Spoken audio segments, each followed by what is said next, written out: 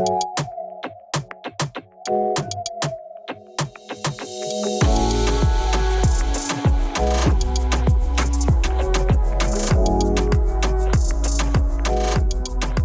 to the Entrepreneurial Accountant. Today we're joined by Joe Wood. Joe Wood, virtual FD, the six-figure bookkeeper and co-host of the Bookkeeping podcast. Joe, thank you so much for joining us today. I'm really excited to chat to you. Obviously, I've just spoken about your three sort of main involvements.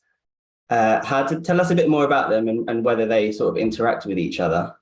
Absolutely. I think the other involvement I have is three children. So they take up quite a bit of my time as well. But yes, I'm Joe Wood. I run Joe Wood Virtual FD. It's predominantly a bookkeeping practice, but we do offer compliance. And we are based in Gravesend in Kent, but we service clients all over the country. And our team is 100% virtual as well. And they're all over the country. I set this practice up in April 2019, and on the journey to doing that, this is the fifth time I've set up a practice, and I was determined that this time it was going to be the right thing and it was going to be profitable and it was going to be amazing. So as I did it, I documented my journey along the way, all the things I did. And at the same time, I set up the Six-Figure Bookkeepers Club, which is a free community for people like me that were on their own, setting up practices from home for bookkeepers and accountants that were lonely and didn't have that annual event to go to and felt a bit like they weren't working on themselves, they were just doing the work. So I set up that community, and in the last couple of years, that's grown to over 10,000 members. And in the 2020 in COVID, we started the Bookkeepers podcast at the same time to be that one piece of really great content to share with our community along the way. And now what's happening is that I am me. I do wear many hats, but I'm always me. And whether that is me running my business or me trying to help bookkeepers and accountants run their businesses profitably, that is how I'm living, and that is my role. And I'm having great fun while I'm doing it. Oh, good. Well, I'm glad. I mean, the passion really comes through, definitely. And it is a really kind of satisfying job. And I think like how you're doing it is great as well. Like, because I mean, in my opinion, variety is the spice of life. So getting to do a little bit of everything, like having your creative outlet through the podcast and like helping people, having some free content out there is amazing. Help, lead generation, all that kind of thing. And then you've got your actual job, like sort of job, like the FD bit, which I think, of the three is probably the most technical. Which one do you enjoy the most? Well, I think I don't like to class myself, but I keep being told that I am really a business coach in both roles, and that's what I do. So whether I'm talking to my clients, I'm giving them advice on how they achieve their goals and holding them accountable, and I do the same with the bookkeepers in our community as well. So really, but that's me. I've been brought up I'm the eldest of 5 children, and my mum was always reading personal development books and was going to seminars and everything, and she was always stretching us, and we always had that growth mindset. So I think that's just me being me, and so that's why I don't feel like I could label it. It's just how I am. Yeah, that's really nice. I mean, definitely, like the business coach element is something that I think a lot of clients appreciate, and the mindset, helping them with their mindset is really important. And I think recently, I don't know if it was yesterday or the day before, you posted something really nice about being above the line or below the line, and I think that sort of comes from that coaching background of, and also for any walk of life, like it's not just being above the line at work, it's about your team, it's about your clients, it's about how you are outside work in general conversation. So I think that was a really, really lovely thing that you brought in. If you want to talk about it a little bit more, I would love you to. Yeah, absolutely. Well, it was something that James Ashford was talking about yesterday at the masterclass. So I actually visited Sage Head. I don't know if it's the headquarters, but it felt like it in the Shard. It was lovely. And he was talking about this mindset. And it's one of the things that I've said that's changed why my fifth practice has been a success compared to my previous, having a go at it. And it really was that changing mindset of taking responsibility for the good and for the bad. And actually, whenever something happens, sitting back and thinking, how did I play a role in that? How did I enable that situation to come about? And exactly like you said, it's not just business. It's now helped me with parenting. I have 2 teenagers, 1 preteen, there's lots of situations where things go a little bit wrong, and I have to then take responsibility. And I don't blame them because they're children and they're growing. So why would I do that in business? And it really has been the biggest opportunity for me to make those changes. And they can be just tiny changes, but take a responsibility. I've allowed that client to treat me like this. I didn't set the boundaries in place. I wasn't good enough in the onboarding to let them know this is how I work. And I wrote an article recently for Accounting Web about how my onboarding, I kind of call it a client training program, really, because I realized that it's not fair to expect something from someone else if I've not set out the guidelines and told them exactly how it is, and how this is going to work. And actually what I've realized is if we're really open and honest about that, and that's why I'm very open and honest in my social media, I don't hide back. If someone wants somebody that never dances in their kitchen once they've had too many Prosecco's, then I am not the bookkeeper for you, because that is me. And I'd prefer to be 100% me and repel the people that don't like me, because then that means that we're all happier in our working relationships. And also, I think it was the decision or recognizing that I get to choose who I work with. I get to choose how my days pan out. I get to decide that actually there's 2 parts of me. I really want to run a practice, but I also really want to help other people run a practice. And I can split my time like that. And also I get to choose that I want to cook dinner for my kids and be there when they get off the school bus. Not that they want to talk to me, but I want to be there for them and just hand out snacks and then they all disappear to their rooms. But I get to choose, and I get to decide, what feels good, what feels like a good relationship. And I started listening to my gut instinct more, because I realized that actually a lot of the time we know the answers, but sometimes we're a bit scared to have those difficult conversations. And I have had more of those difficult conversations, and they've had really good outcomes. Like today, I've just repriced a client that I've worked with for the last year, and I've doubled the fee. Oh, nice. And they've said, okay. And I've had to have those difficult, because otherwise I'm choosing to be in a relationship where the scope of work and the price don't match. And then that builds, it all gets a bit icky, and my staff aren't happy, and they know that they're doing more, and that, scope's increased, and I'm not sticking up for them even, and so we have to have these difficult conversations, be grown-ups, but we have to stay above the line and stay responsible, take ownership of the outcome, and be accountable to the actions we've taken or the actions we haven't taken. And that's what's led us to whatever the outcome is. That's lovely. And I think, as you said, kind of, you touched on it's only a small thing. And sometimes, you kind of know it within yourself, but it's once you start applying those practices that you start seeing some results, they kind of like build your confidence in the sense of like, okay, this is actually how I want to live my life in all aspects. As far as like accountancy and bookkeeping go, I just wanted to delve a little bit more into those sorts of things.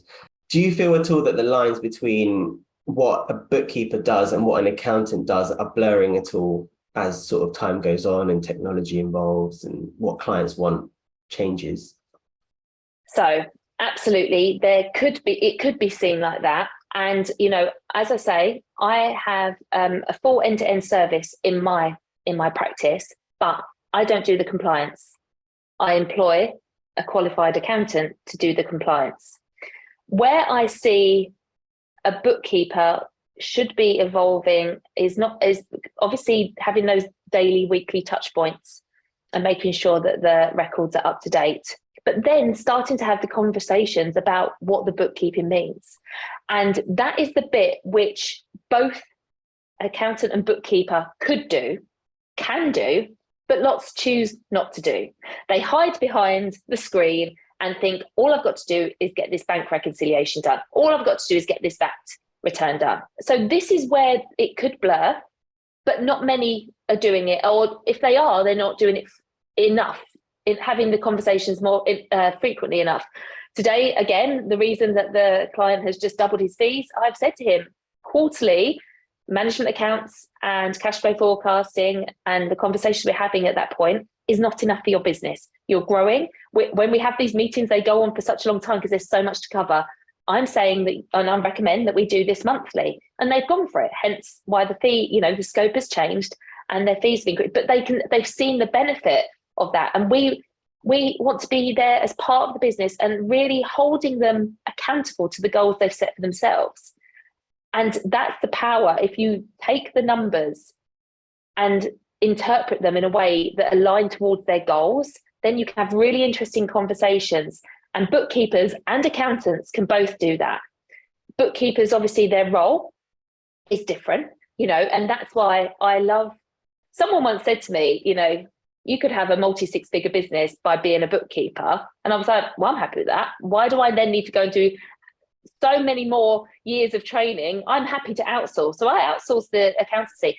I have enough of it's a bit like doctors and nurses. So a doctor will come along and give the prescription and say, they've done many more years of training and they've got that higher level of qualification. But the nurse will interpret it and explain how this is going to work day to day and how it's going to impact your life, and then hold you accountable to making sure you take and implement those drugs and things like that. So, and that's how I see our role. But they're still both extremely valuable and both needed.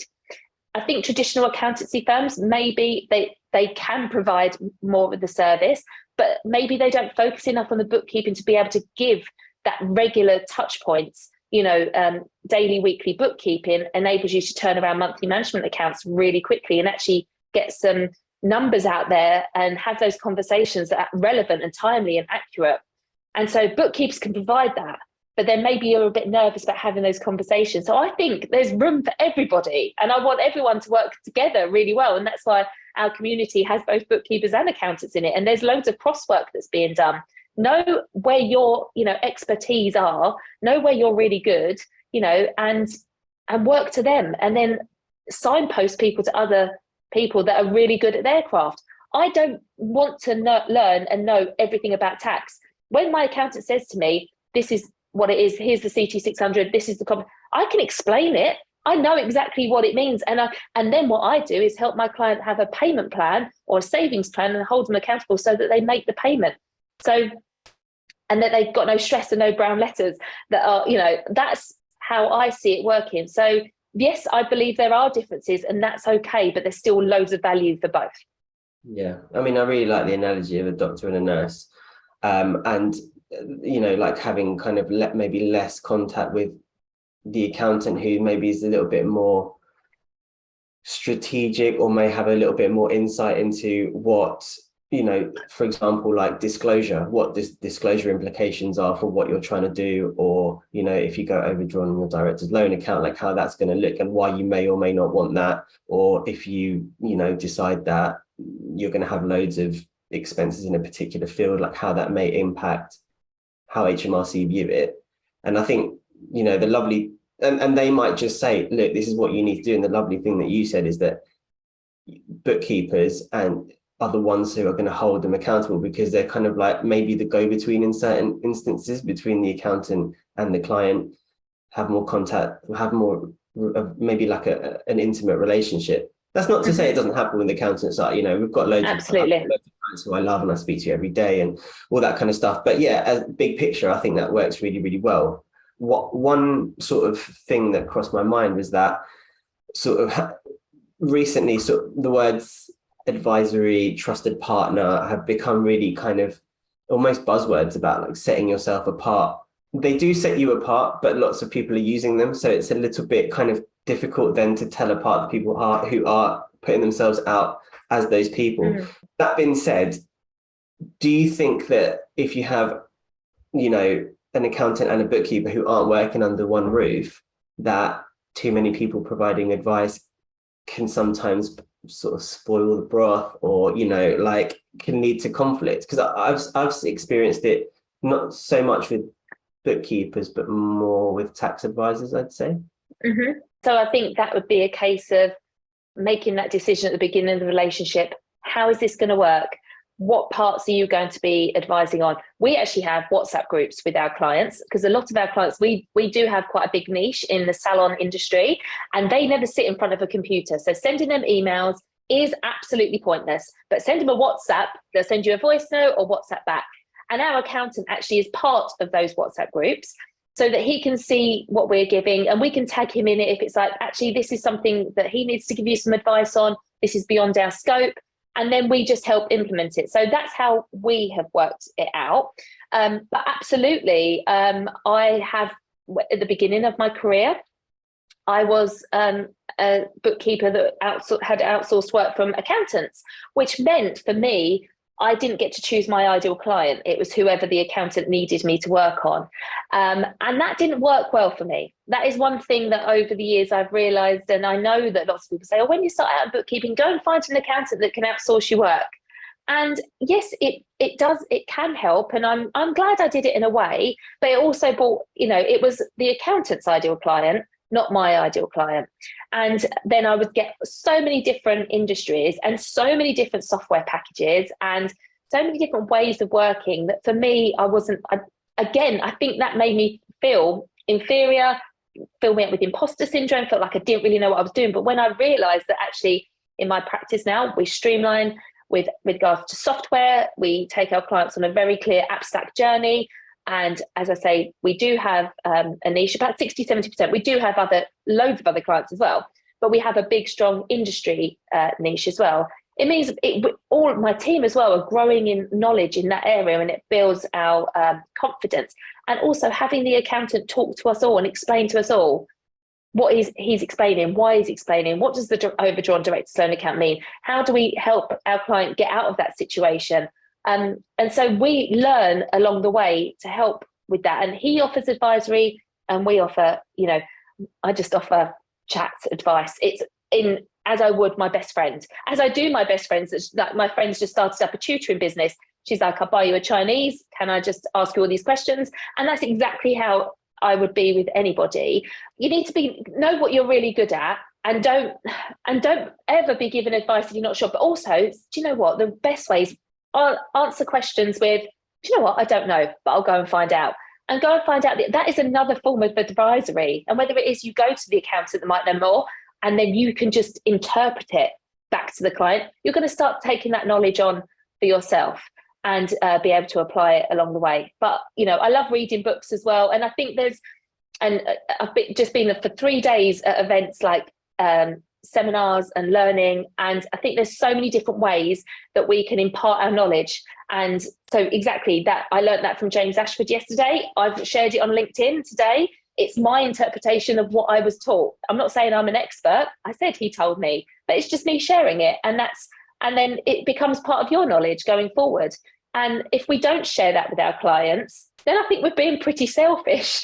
But it does mean that you have to be the kind of person that wants to learn this stuff. And I think some of the people in bookkeeping and accountancy world are introverts, do like doing the work, and would prefer never to speak to anybody ever. And that's absolutely fine. So they need to know what their strengths are and how maybe they can interpret the information, ready in a nice report for someone else to have that conversation.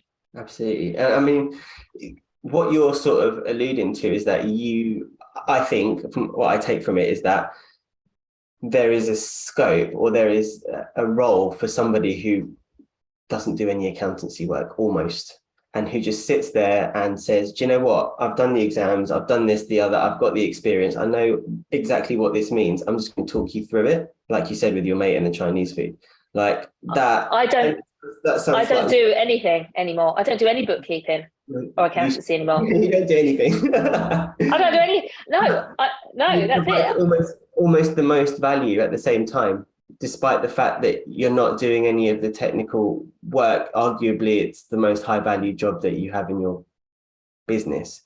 And in that sort of same breath, like, I think what I certainly, and this is a personal question to me, like what I struggle with, because I really, really enjoy that element of role as well. And I could spend my whole day on Zoom or just chatting and catching up with people, calling around, see how everyone's doing, making sure that everything is ticking over nicely in their business. The thing that holds me back is that I just can't unlock a way of sort of pricing that, or maybe like communicating the value of that. And I don't know if in your experience you've managed to do that, or whether you sort of blend it into fees or something like that. Absolutely. We have to be paid for this work, but it's all about systems and processes as well. How do we systemize what it is that we've got in our mind? And what I've decided is that I need 20-minute chats with my clients once a month, just to really like get in there, have a chat, see what's going on. I've assessed the numbers. For me, we do management accounts monthly. I create a video for my clients of the management accounts. So I've already talked them through my interpretation of what they're saying. And then we have a chat where we either do the cash flow forecast. So when I say I don't do any work, I mean, I do work, but it doesn't feel like it, because it just feels like having a chat with a friend. But even now I'm looking at, okay, so if I want to grow, which we do, and if I want to remove myself from the business even more to allow me to do even more marketing, social media, and that kind of, I like being part of the onboarding, but again, we're systemizing the process so that to enable my team to provide value. Do you know what? I went on holiday for 2 weeks in August, and I had 2 weeks completely off. I had one client, I think I had to add them onto I had to become the agent for. That was it. It was a last minute thing, and I just helped my team out, and it was fine. But my team stepped in and did some of the calls then. And do you know what? The feedback I got from my clients afterwards was, oh, we absolutely love that. They said something completely different. And lots of the things that they'd said were things I'd said, but it landed differently. It landed in a different voice. And my team really enjoyed themselves. They were forced to do it because they didn't really feel like they wanted to, or they didn't feel that they could add value. But since then, I've given them all their own Calendly links. I've given them all their own Zoom, and proper accounts and their own availability. And I'm like, you chat to your clients, get on a Zoom call every month with all of your clients, and just, it's a habit. You've got to train yourself to be like this. And the insights and also it's that lower level, where I've been in business for a really long time. So I might say something and it lands differently to them because they've got all these other learning steps to do, and my team are on that journey with them. So it's about, we have to kind of let go of some of the control, our ego. I mean, I'm going through I've got a meeting this afternoon about rebranding. When I started this business up April 19, I'd just been made redundant from a role, and I had to keep the house over my head. I had to earn the same money. I've got 3 kids. My husband was looking after the kids at the time with a part-time job because he was doing the school runs while I was out employed. And I had to replace that income quick. And I'd been in the industry for 22 years, whatever. So I was like, okay, I will use my name.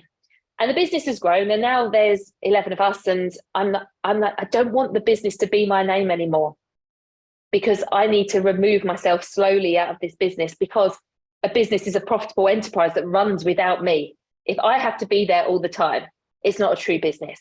And I don't have those choices of whether I want to semi-retire or whether I want to sell or whether I just want to grow, and me just be at the head of the ship, just steering it in little directions, And I want choice and I want freedom. So I have to get over the ego and start passing the baton down. And actually what I've realized is that obviously they pick up things from me. We're going to start a book club with our staff, just so that they can start getting into the habit of what I do. And I'm only passing on what I've learned. But if they've read a book that I've read 3 times, they hear it for the first time, they can have so much more passion and energy and exciting. They can talk to the clients about it. And I think that's one of the biggest things that bookkeepers don't maybe realize, and maybe accountants as well, is that we think of ourselves as service providers and we forget that we're business owners. We never get taught when we're training how to run a business. We get taught how to do the work. And we know that we service business owners, but we sometimes forget that that's what we are as well. We need to make a profit. And actually, if we can run a really profitable business, streamline our processes, make sure our overheads are nice and tight and we've got a good net profit, then we can show our clients how to do that. They can benefit more, we can add more value, and the world and the economy is all sorted out. And we have the key to that. I truly believe that. No, I totally agree. To make sure you catch every episode, subscribe to the channel or sign up to the Sage Advice newsletter at the bottom of the page.